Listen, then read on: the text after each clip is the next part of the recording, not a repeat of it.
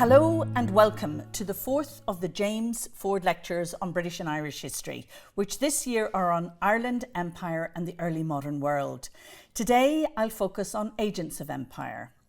Brian Friel's play, Making History, has served as a platform which I hope helps both to bring some coherence to these 6 lectures and allows for an exploration of empire through the lens of early modernity without losing sight of the contemporary.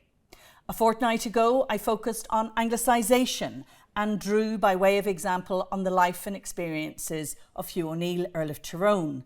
Last week, I looked to his wife Mabel and her sister Mary as I examined assimilation and the particular significance of marriage and gender.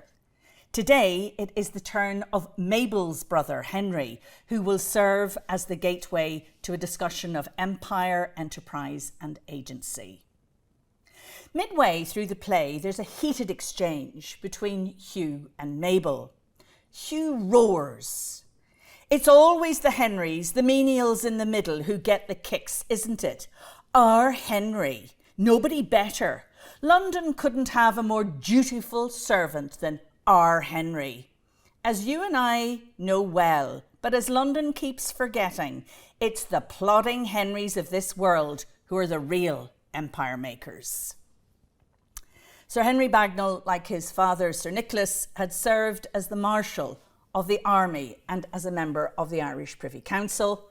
From Bagnall Castle, his stronghold in Newry, Henry spearheaded government offensives into Ulster while also colonising local acres.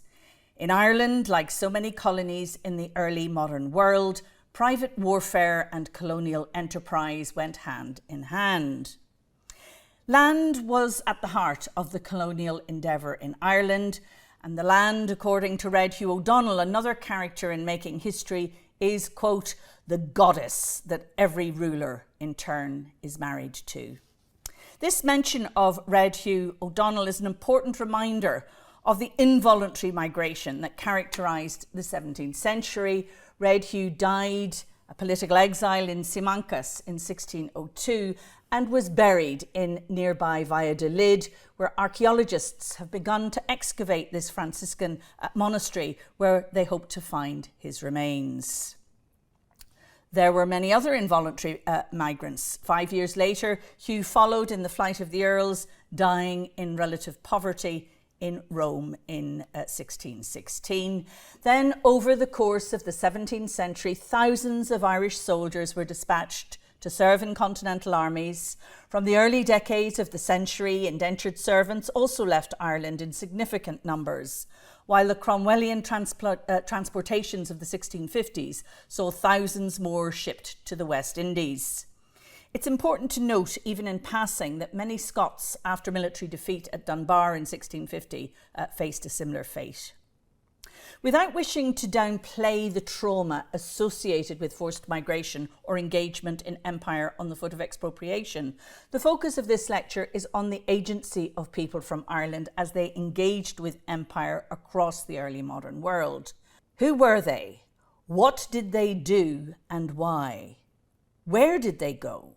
As we reflect on geographies, I'll stress eastward enterprises as much as westward ones, since they were as interconnected as colonialism and commerce were. Recent scholarship has highlighted the extent to which Irish people, both Protestants and Catholics, contributed to the imperial activities of the Portuguese, the Spanish, the French and the Dutch global empires, as well as the English one, something that this map attempts to capture, however crudely. I've drawn on the green dots for wherever I found Irish people. Irishmen, for example, participated in the voyages of discovery. William Ayres from Galway allegedly sailed with Christopher Columbus on his historic voyage of 1492 to the Americas. 3 Galway sailors were with Ferdinand Magellan on his circumnavigation of the globe between 1519 and 1522. Others, for whom no record survives, could well have sailed with Vasco da Gama, who after 1497 opened the direct sea route to Asia. Certainly, by 1660, Irishmen were to be found in the French Caribbean, the Portuguese and later Dutch Amazon. Spanish Mexico and Cuba, and English settlements in North America, the Caribbean, and India. At sea, they served in royal navies or as pirates and privateers. On land, they joined colonial settlements, forged commercial networks, and served as administrators, soldiers, educators, priests, and preachers. Let's then begin with the who, before turning to the why, the what, and the where, and concluding with what all of this meant for senses of identity, especially for Irishness and for Englishness. So who were these agents of empire? They were often the younger sons or high achievers from humble backgrounds. They were usually unscrupulous and of great risk takers. Richard Boyle, Earl of Cork, is an excellent example of a colonial entrepreneur. A complex web of relationships embedded the Earl in the English imperial system. One of his closest associates, Daniel Gookin, migrated to Virginia in 1621, but returned frequently to oversee Boyle's commercial interests in the Old World. Gookin's factor in Virginia was William Tucker, a close associate of Maurice Thompson and his brothers, who monopolised the tobacco trade during the boom years of the later 1620s and 1630s. From 1631, cargoes of tobacco were shipped from Montserrat to Virginia and from there to Cork, avoiding customs duties and enriching Cork and his associates in the process. Cork was also linked to the Caribbean through Fane Beecher, whose father had developed the town of Bandon as part of the Munster plantation and who had left Ireland in 1627 to become the governor of St. Kitts, one of the Leeward Islands. Beecher brought with him financial investment from Cork and later large numbers of indentured servants. Thanks to the fact Sir Nathaniel Rich had surveyed Ireland in 1622, Cork enjoyed close connections with his brother, Robert Rich, Earl of Warwick. You can see him here in the portrait. Warwick was the most enterprising and colonial of English peers and held multiple interests across the English Atlantic, especially in Bermuda and Virginia. In 1641, Cork's youngest daughter, Mary, again shown here, married Charles, later Earl of Warwick, and thereby strengthened further the connection. Though Cork may have stood back from direct engagement in colonial enterprise operating through trusted intermediaries, he understood better than any the importance of these social and political networks and of the opportunities afforded by Irish labour and land. Little wonder then that the Earl drew attention to the rich pickings that might be had in the wake of the 1641 rebellion and suggested to his political allies in London that Catholic lands should be confiscated and planted with Protestants. And of course, this is exactly what happened, and large fortunes were made during the mid-17th century when 2.5 million acres were expropriated and sold off. On the foot of this, Catholic landholding dropped from about 54% in 1641 to 23% in 1670. And these maps, which you've seen before, are derived from the Down Survey project and illustrate in graphic detail the land transfers. And do check out the website. The mid-century revolution in landholding afforded particular opportunities to an influential oligarchy of London merchants, along with a few from Amsterdam, who during the 1640s secured these Irish acres at rock-bottom prices. Today, we would call these merchant adventurers venture capitalists. And David Brown's pioneering book has made visible this group of roughly 20 men, led by Maurice Thompson. They organised themselves as a corporate body and enjoyed strong links to Westminster MPs, to local civic bodies across London, to England's social and political elite, especially the Earl of Warwick, and to the English Army and Navy. Brown has shown how the adventurers used Irish land to fuel their global expansionism. Irish estates formed part of a portfolio of investments that extended from the fisheries of Newfoundland to the Virginian tobacco plantations, from the sugar colonies in the Caribbean to the trade of spices, coffee and calicos in India and of enslaved peoples in West Africa. For the adventurers, Ireland, with its temperate climate, cheap land and growing population, was a perfect source of raw commodities for manufacture in England, along with a ready source of labour. With the onset of the Wars of the Three Kingdoms in the 1640s, the adventurers became indispensable to the parliamentary cause, funding the war effort, securing Indian saltpetre, which was essential for gunpowder manufacture, transporting goods and men, and supplying armies, especially in Ireland. The same men then went on to play a key role in facilitating the restoration of Charles II, who in turn guaranteed their Irish landed windfalls. Legislation in the form of the Navigation Acts confirmed their preeminence and privileged the English economy over the Irish one by creating a political economy of dependency centred on London. In Ireland, the adventurers created on their own doorstep a subservient economy, something later endorsed by Sir William Petty. Petty defined the Irish by their function as reliable producers, providing sustenance and revenue for the English state. He suggested, for example, the economic value of Irishmen be assessed, and I'm quoting here, as slaves and Negroes are usually rated, with men valued at £25 and children at £5. By contrast, an Englishman was valued at £70. It's hard to overstate the importance of London as a city where anglicising policies were formulated, where lawyers and imperial agents were trained, where joint stock companies were founded, where credit was secured, and where people from across the early modern world interacted, networked and did business. Here is Holler's wonderful map of mid-century London. I've highlighted the coats of arms of the Royal Company of Adventurers with the elephant and of the East India merchants.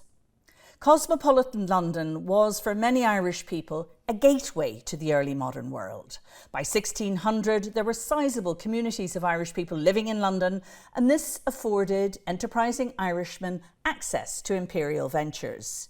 They included Catholic merchants and mariners, along with influential Protestant entrepreneurs, such as the Earl of Anglesey, a major political figure in Restoration Ireland and England, whose daughter married John Thompson, son of Morris.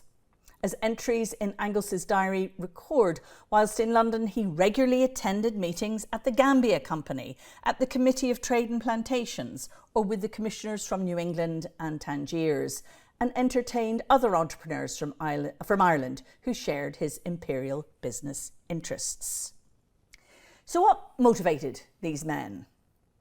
3 words: godliness, guns and gain captured their motivations, and I'd like to look at each briefly. Global confessional networks associated with Anglicanism, Calvinism and Catholicism shaped many relationships. As members of religious orders, Irish Catholics travelled to the remotest corners of the known world as educators and missionaries. Franciscans and Jesuits from Ireland had served in Spanish and Portuguese stations, especially across Latin America, and were seen to have an advantage over their Iberian co-religionists because they could often speak English and therefore counter the work of the Dutch and English missionaries. There they competed for souls with others trying to create an Anglican Atlantic, or in the case of the Dutch, one infused by Calvinism. Merchant interests often mapped onto or were determined by these godly networks. For example, many of the adventurers in Irish land were also reforming Puritans with strong links to Dutch Calvinists and to the godly settlements of New England, and especially to John Winthrop, the first governor. You see him here in this square portrait. Winthrop's uncle was a settler in County Cork. Winthrop's son, also John in the oval portrait, attended Trinity College Dublin during the 1620s before spending time in the Netherlands. The fact that so many of Trinity's early provosts were reforming Puritans with strong links to Dutch Calvinists made Trinity a particularly attractive destination to those who had colonised the godly settlements of New England. Missionary zeal drove others. Cork's youngest son and the great scientist Robert Boyle had a strategy for gospelizing the peoples of India and America that mirrored his plans for Ireland, where he supported translations into Irish of the Bible, Book of Common Prayer and Catechism, and promoted other evangelical activity through the medium of Irish. You can see here Boyle's Bible, based on an earlier translation, published in 1685. In India, Boyle worked closely with his compatriot, Gerald Aungier, the grandson of the Archbishop of Dublin and founding father of Bombay. As the John Winthrop of India, Aungier worked closely with lawmakers to eradicate sin, promote godly discipline, and secure moral regeneration amongst the European colonists. He also did what he could to proselytize, and much as Boyle had advocated, secured translations of the Lord's Prayer, Creed and Commandments into Portuguese, Hindi, Arabic and Persian. Turning now from God to guns. From the late 16th century, Irishmen served often in their thousands and sometimes involuntarily in the navies and armies of European powers. Those who took up arms for the kings of Spain and France are particularly well documented, especially the wild geese of the post-1690 era. But significant numbers also fought east of the Elbe and in Scandinavia and in the global armies of European powers.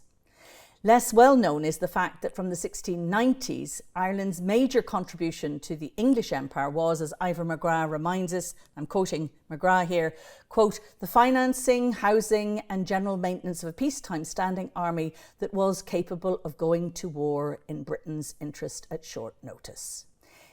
In other words, Irish troops were the backbone of the military machine during the 7 Years' War, fought between Britain and France for global supremacy.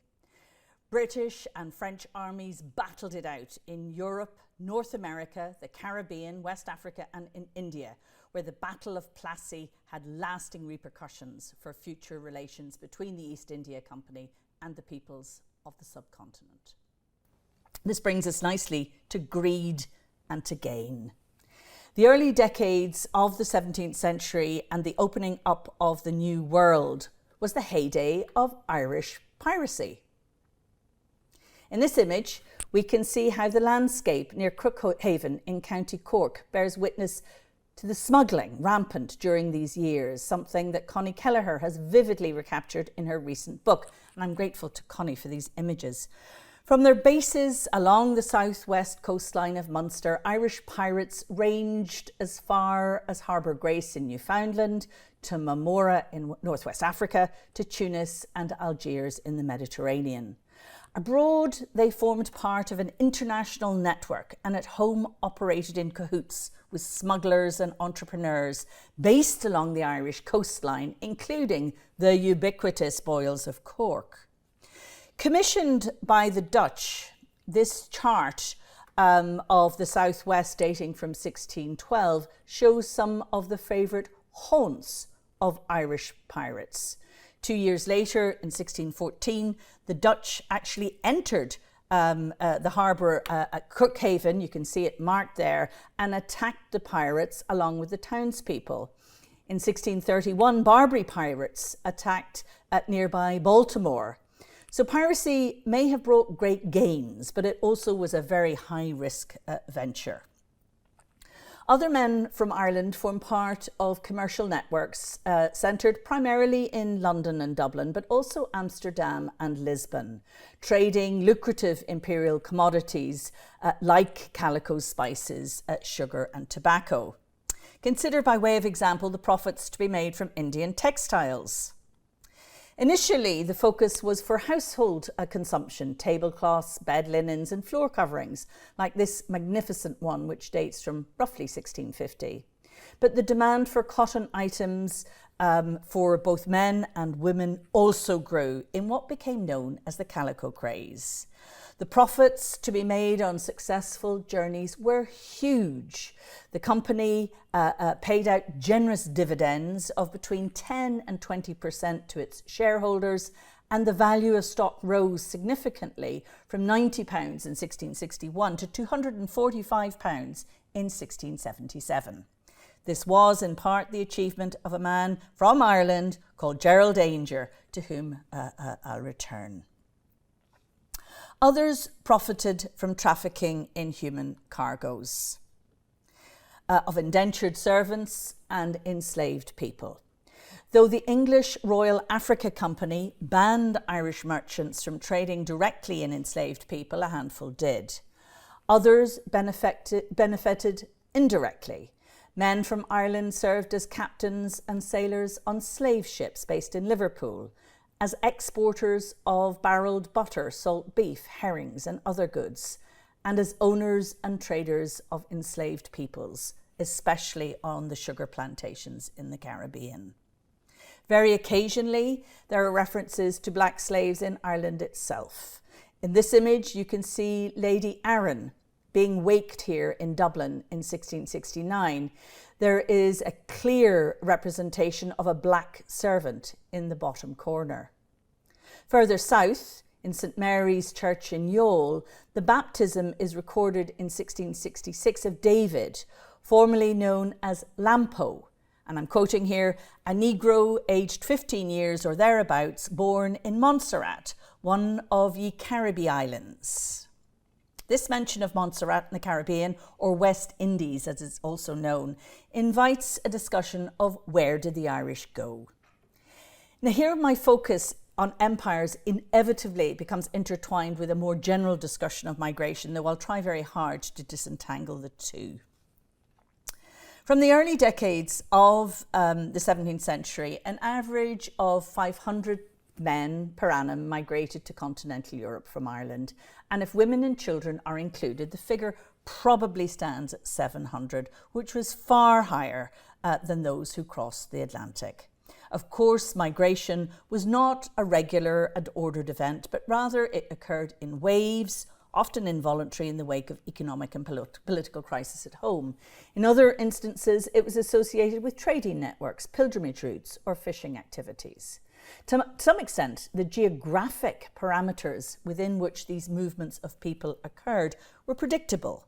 Irish Catholics tended to move or to enjoy particularly close links with the Catholic states of Italy, France, Spain, and the Spanish Netherlands, or the other Habsburg or pro-Habsburg states of Eastern and Central Europe.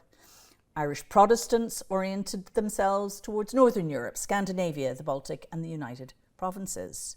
However, any sectarian analysis is too rigid. The economic and commercial considerations of many, and especially the Dutch, consistently overrode religious and political matters, particularly during the closing decades of the 30 Years' War. Perhaps this is why we see Irish Catholics, Bernardo O'Brien and his colleagues, the de Courcys, Moores and Mulryans from County Clare, working as tobacco and timber merchants in the Dutch Amazon during the early decades of the 17th century. Of course, this may be linked to the relationships forged back in Ireland when the Earl of Thomond encouraged Dutch tenants to settle on his estates. Whatever the reason, Bernardo O'Brien befriended the local Tupi peoples, learned their language and how to navigate the waterways at the mouth of the Amazon. No wonder the Dutch were keen to do business with him, even if he was Catholic and worked alongside the English. The levels of interaction and the nature of the contacts between merchants, scholars and soldiers from Ireland and their host nations were diverse, ranging from transient visits to permanent settlement, and often resulting in extensive internal mobility and migration in multiple geographies. As the 17th century progressed, permanent settlements emerged often around merchant communities such as those in Spain, Cadiz, La Coruña, Malaga, Sevilla and Bilbao, and in France, Bordeaux, La Rochelle and Cognac. The Atlantic ports, Cadiz, Nantes and Bordeaux, afforded Irish merchants, soldiers and sailors easy access to colonisation, to slave trading and to sugar production in the New World. Scholars are beginning to recover the range and depth of Irish engagement with these European empires, albeit mostly for the later 17th and early 18th centuries. For instance, Igor Tostados and Oscar Morales have done some fascinating research on the Irish in the Spanish West Indies.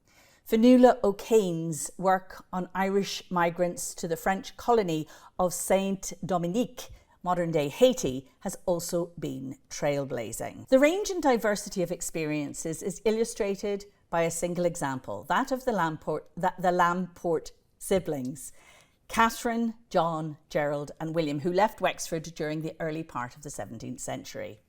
Catherine found a new life on the continent as a nun. John became a Franciscan friar. Gerald served as a soldier in the army of Philip IV of Spain. William attended the Irish College at Santiago de Compostela before crossing the Atlantic to Mexico, where he went on to claim the throne of Spain, alleging that he was the legitimate heir of Philip III. He wrote the first proclamation of Mexican independence in 1642, the year after the 1641 rebellion had broken out in Ireland, which advocated for the freedom of African slaves and the return of lands to indigenous Indian people. Later captured, Lamport was tried by the Inquisition and in 1659 burned alive for heresy and sedition.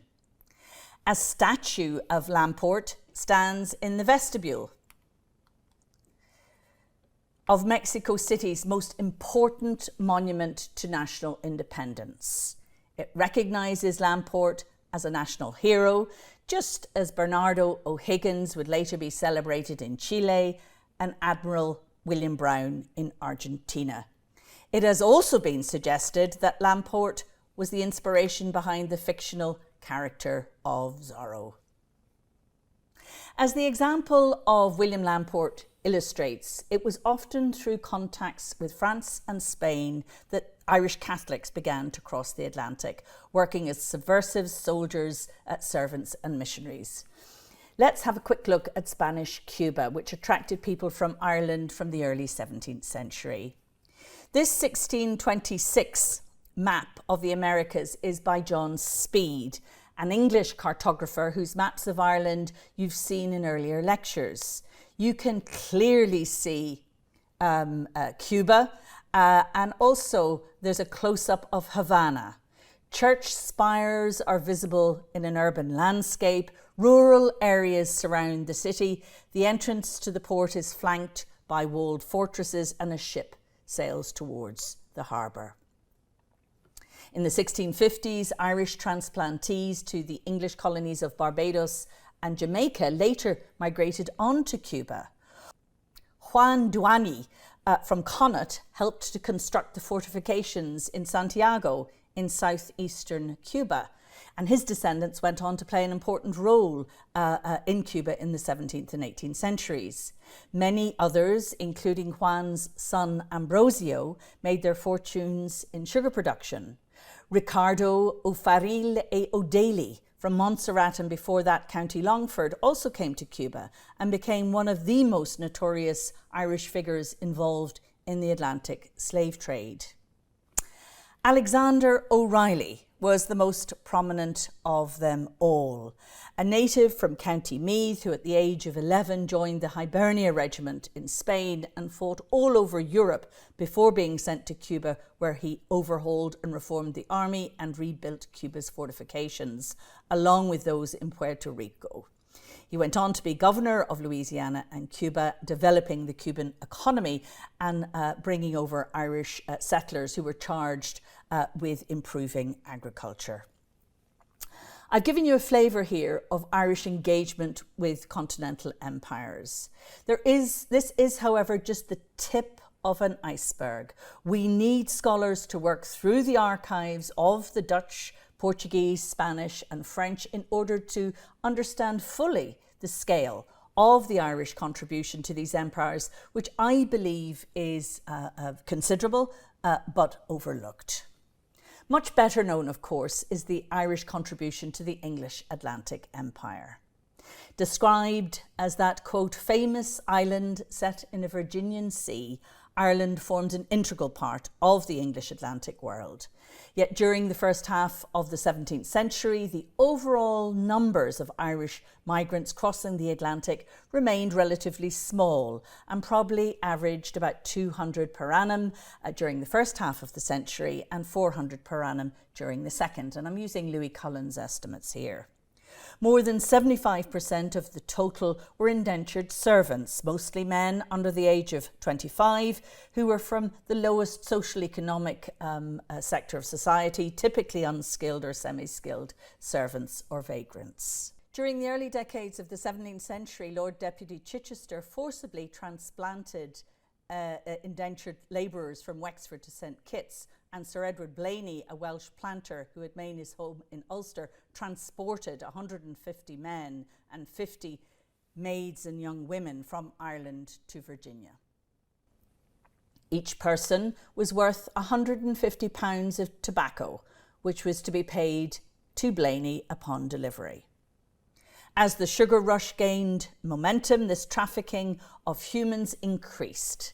During the 1650s, the Cromwellian authorities shipped thousands of Irish Catholics directly to the English colonies in the Caribbean, while other Irish servants were sold at the Dutch slave market at Pernambuco, in modern-day Recife, in northeast Brazil. There, men sold for between £10 and £13, half the cost of an enslaved man from Africa. On arrival, especially in the Chesapeake and the Caribbean, Irish migrants, like all others, faced a hostile environment, and mortality rates were as high as 40%. This didn't deter others from crossing the Atlantic, and by 1775, as many as 250,000 Ulster Scots had left Ireland as voluntary migrants for North America. These transatlantic settlers took with them direct experiences of colonisation and plantation in Ireland, and while the details might be a matter for debate, they undoubtedly shaped the development of the American colonies, something I'll return to next week. From the perspective of Ireland, the West Indies, or the Caribbean, was the hub of the Atlantic trading system, and was more significant than the mainland colonies, both as a destination for traders and in economic terms. From the early decades of the 17th century, significant numbers of Irish people migrated to this area, especially to Barbados and the Leeward Islands, Nevis, Antigua, St Kitts and Montserrat, known today as the Irish Island, where they made up the lion's share of non-African workers. By the mid-17th century, leading Irish merchant families had established themselves on Barbados and the Leeward Islands, where Irish capital funded the lucrative tobacco and later sugar trade. By 1639, there were some 3,000 Irish Catholics living on the Leewards. But it was Montserrat that attracted the greatest numbers. Montserrat was described in 1634 as, quote, a noble plantation of Irish Catholics, and in 1668 as, quote, almost an Irish colony. By the 1670s, an Irish Catholic governor from Tipperary, William Stapleton, had amassed governorships of all the English Leeward Islands and married a rich English heiress from Nevis. Like members of the landed elite back in Ireland, Stapleton supported with enthusiasm the imperial venture by building parish churches, maintaining Anglican clergy, and taking every opportunity to demonstrate his loyalty to Charles II and his Englishness. During Stapleton's tenure, Irish Catholics, mostly from Connacht and Munster, represented 69% of the white population on Montserrat. They rose to positions as elected assemblymen and came to hold numerous positions of importance alongside English colonists and others of Irish Protestant background.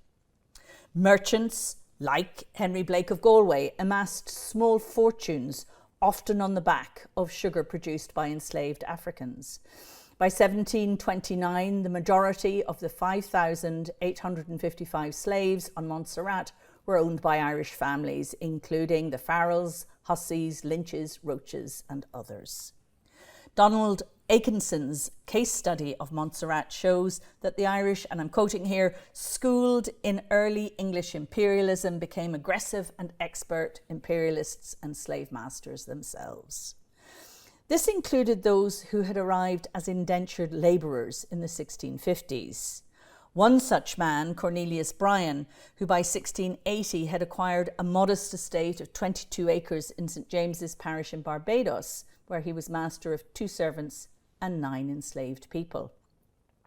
He died in 1687, leaving a feather bed, a cedar chest, a black horse, and 13 slaves. The emphasis of scholars on engagement with westward enterprises is understandable given the scale of Irish migration to the Caribbean and later the American colonies and the importance of commercial links. However, this needs to be combined with research into Irish contributions to eastward enterprises, especially as members of the East India Company.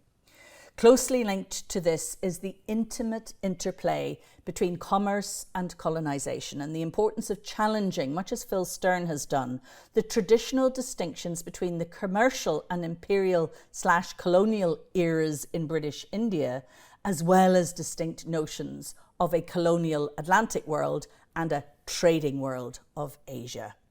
What becomes immediately apparent in any wider study of the Atlantic colonies and the Indian city colony of Bombay, which is where my interest lies, never mind Ireland itself, is the extent to which colonisation and commerce went hand in hand. Thus, historians of early Virginia and Bombay could, as Stern has suggested, learn a lot from each other, and the inclusion of Ireland in that conversation might provide fresh insights into Atlantic history and provoke debate around our understanding of colonial processes in the early modern period. The other thing to bear in mind is the extent to which the merchant adventurers had, by the early 1650s, taken over control of all of England's external trade, including that of the East India Company. At the risk of oversimplification, the adventurers, led by the Thompson clan, traded enslaved Africans for Spanish silver and sugar from Barbados. They then used this silver to buy Indian textiles, which could in turn be exchanged for more slaves. As I've already said, these adventurers enjoyed significant Irish landed connections. By the 1660s and 1670s, of the 73 men who served as directors of the East India Company, over half had subscribed to the Adventurers Act of March 1642, which offered Protestant speculators 2.5 million Irish acres, and to subsequent schemes that underpinned the revolution in Irish landholding of the 1650s. For some directors of the East India Company, like the Thompsons, Ireland simply formed part of a portfolio of global investments. For others, the Irish links were stronger, and at least 10 directors had close family members living on Irish estates. Let's consider the example of Sir Joseph Ashe, who was Aungier's great patron. Ashe, a West Country textile industrialist, was one of the most influential directors of and largest investors in the East India Company. During the early decades of the 17th century, Ashe's father's cousins had acquired ecclesiastical office and lands in counties Meath, Cavan and Londonderry. Then, during the 1640s, Ashe's brothers, Edward and John, adventured £1,200 and received 1,200 acres in County Tipperary, where his nephew later settled. The strongest links of all were held by the polymath Richard Boyle, company director and son of the colonial entrepreneur Cork. Boyle was very well placed to draw on his father's trusted relationships during this period. Thus, a significant cohort of directors of the East India Company would have been familiar with how colonisation in Ireland operated and had some direct knowledge of it. One can imagine that these experiences, along with other imperial encounters, especially in the Caribbean and North America, informed their thinking as they debated about how best to proceed in Bombay. And it's to India and Bombay that I'd like to turn. Charles II had been given Bombay as part of his marriage settlement with the Portuguese Princess Catherine of Braganza. and the Royal Charter of 1669 established his absolute sovereignty over the island, demanding loyalty and specifying that the inhabitants of Bombay, and I'm quoting here, were our liege people and subject to our imperial crown. The king entrusted Bombay to the East India Company on the condition that they guaranteed freedom of worship to the Portuguese living there, something that had been stipulated in the marriage treaty. For its part, the East India Company welcomed the accession of Bombay, which had been a Portuguese settlement since the 1530s. It was a H-shaped island that formed part of an archipelago of 7 islets, some of which were partly submerged at high tide and enjoyed an extraordinary natural harbour. Though never developed as a trading hub by the Portuguese, the English immediately realised Bombay's potential to become a major commercial centre in the wider Indian Ocean trading world. From the outset, the company had ambitious plans for Bombay and determined to make it an English colony and encourage free burghers in trading, building and planting. The company asked that a town may be laid out, I'm quoting here, in the most commodious manner, to be walled and fortified, and that the commercial infrastructure needed to encourage trade, a dock, crane, wharf, storehouse, custom house and mint be put in place. The buildings of stone and brick were to be in, quote, regular form and modelled on those of the City of London. Others have suggested that the Portuguese patterns of town planning influenced Bombay, which given its history is plausible. But whether shaped by London or Lisbon, Bombay, like Portuguese Goa and Cochin in southern India and Dutch Batavia, was a colonial port fort city that was developed in order to extract and distribute products not available in Europe and to consolidate local economic and political power in English hands. Bombay was the Indian equivalent to the city of Derry. Remember, back in 1609, King James VI and I had charged the London livery companies with developing the city and colonising the entire county, an initiative that had occurred under the auspices of the Irish Society, a joint stock company modelled on the 1600 Charter of the East India Company, and membership of the Irish Society overlapped with that of the East India Company for most of the 17th century. Bombay was primarily an English colony, but extant censuses dating from the 1670s reveal the presence of soldiers with Irish Catholic surnames. Butler, Barnwell, Kennedy, Talbot and O'Neill. And of course, Gerald Aungier, the founding father, was the grandson of active colonists who had moved to Ireland during the early decades of the century. Next week, I'll examine the extent to which experiences of Ireland shaped how Aungier conceived of and executed imperial policy in Bombay. Today, I want to reflect on his success as an entrepreneur and suggest how his time living in India appears to have shaped him. Both in Surat, and here you have an image of it here, quote, the most famed emporium of the Indian Empire, where Aungier spent most of the 1660s, and in Bombay, Aungier proved a very successful agent for the East India Company while enriching himself. Since there was a limited market for European goods, the company dispatched tens of thousands of pounds worth of silver bullion from the mines of South America and used this to buy the luxury goods so much in demand back in Britain and Ireland, and the saltpetre needed for its armies and the coarser cottons used to purchase enslaved Africans. Pepper from Bantam and Malabar was a staple import from Surat, along with coffee from Yemen, cinnamon, cardamom and other spices. By the later 17th century, the company, however, made the bulk of its profits from importing Indian textiles, and the 1670s, when Aungier was president, were the boom years of the calico craze, something I discussed earlier. Riches aside, it seems clear that Aungier took much from his years living in Mughal Surat, including examples of best commercial practice, an extensive mercantile network, and an understanding of the importance for business of religious pluralism and cosmopolitanism.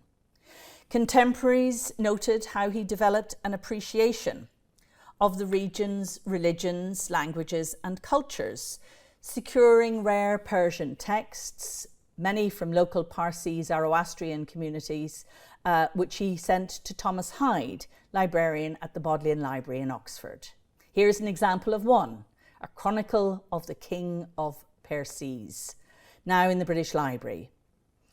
Alison Games has noted how entrepreneurs like Aungier, familiar with foreign languages and cultures and curious about the world in which they operated, wove a web of empire.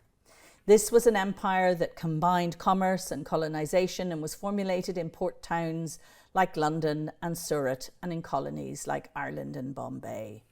Games adds that the empire was not driven and shaped by a single centre, but, quote, rather continuously redefined by men who circulated the globe. This imperial reshuffling of people allowed for a period of experimentation. We clearly see this in Aungier's case as he connected Ireland, England, and India. So let me conclude by posing two questions. How did people from Ireland who operated on the world stage describe themselves? And how were they perceived by their contemporaries, who were often oblivious to any national nuances around identity? Consider Aungier, whose funeral monument survives in the English cemetery at Surat. I've already told you that he was a zealous Protestant, yet there is no hint here of his Christianity, never mind the fact that he was a European or born in Ireland. Yet throughout his life, Aungier's links to Ireland remained very strong, despite his cosmopolitanism and global interactions.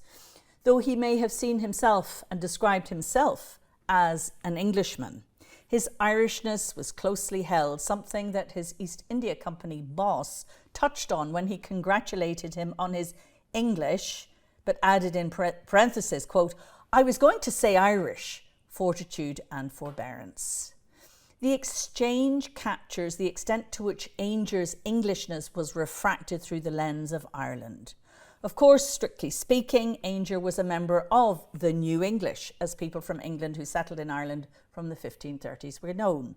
Yet he was born and reared in Ireland, as were his parents. He had close kin links to other New English families and the Old English House of Kildare, many of whom were Catholic, and he was named after his great uncle, Gerald Fitzgerald, 14th Earl of Kildare. The listing of books by Irish clerics and legal authorities in the inventory of the library at Surat highlights his continued attachment, while a number of the policies he developed in Bombay, including his legal and landed ones and his attempts to make his city colony English, had clearly been influenced by his experiences in colonial Ireland. In short, Aungier's identity, like his life story, was as complicated as the operation of early modern empire itself. In other instances, the English, ever fearful of cultural degeneracy, regarded with suspicion Protestants from Ireland and gave preference to English Protestants.